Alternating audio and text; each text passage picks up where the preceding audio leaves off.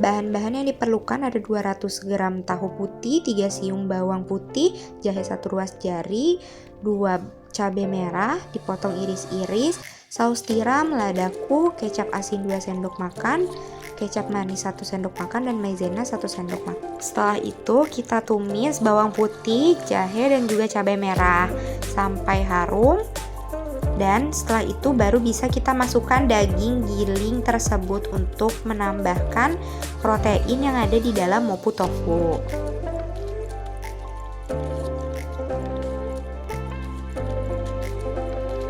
Jika sudah harum dan dirasa sudah matang, kita tambahkan air sekitar 50 ml ke dalam tumisan tersebut. Lalu kita aduk-aduk dan kita tambahkan bahan penyedap lainnya seperti garam, gula 1 sendok teh, lalu kecap manis, kecap asin, lada, dan yang lainnya sesuai takaran yang sudah disebutkan tadi.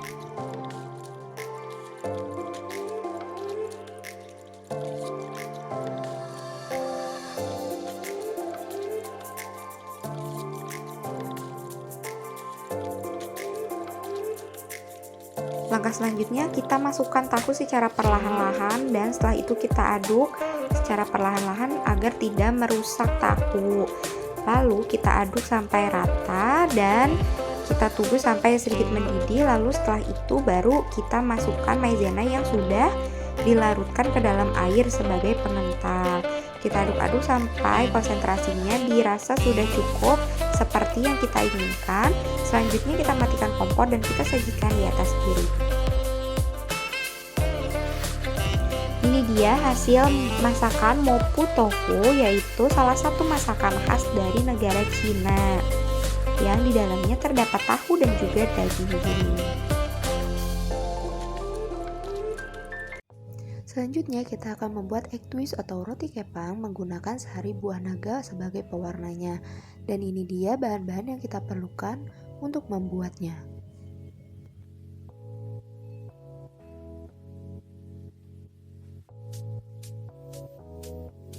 Langkah awal kita harus mencampurkan kedua tepung terigu dan ragi, bread improver, dan juga susu bubuk.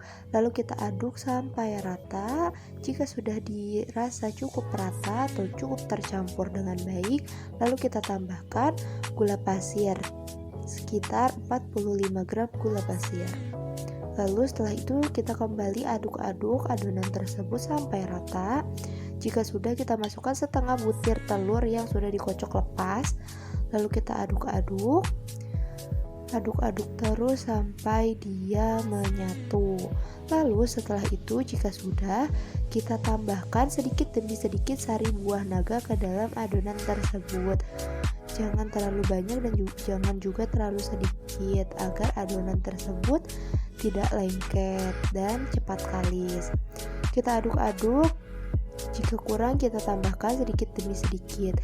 Setelah itu, jika dirasa sudah cukup, maka nanti kita akan bisa menuangkan 35 gram margarin dan kita aduk sampai kalis menggunakan tangan.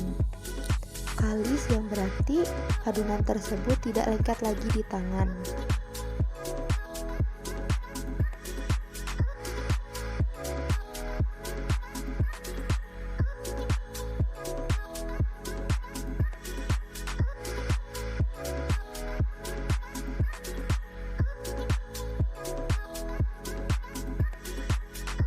Setelah itu kita uleni menggunakan tangan sampai adonan tersebut berubah menjadi kalis. Jika sudah kalis, kita bisa menutup adonan tersebut menggunakan kain basah atau lap yang sudah dibasahi dengan air. Lalu kita tutup dan kita istirahatkan adonan tersebut selama 1 jam. Setelah didiamkan selama 1 jam, adonan akan mengembang. Jika sudah mengembang, kita pisahkan sekitar 25 gram atau 30 gram, kita bulat-bulat, lalu kita istirahatkan kembali selama 5 menit di dalam plastik. Setelah itu baru kita gulung. Kita gulung-gulung, sebelum itu kita tuangkan terlebih dahulu tepung terigu agar tidak lengket. Lalu kita gulung-gulung sampai tipis. Jika sudah tipis, baru nantinya kita bisa memberikan isiannya. Isian yang dipakai di sini adalah meses coklat. Kita bisa tuangkan meses coklat secukupnya. Jika sudah, bisa kita gulung-gulung, dan setelah itu kita gulung-gulung.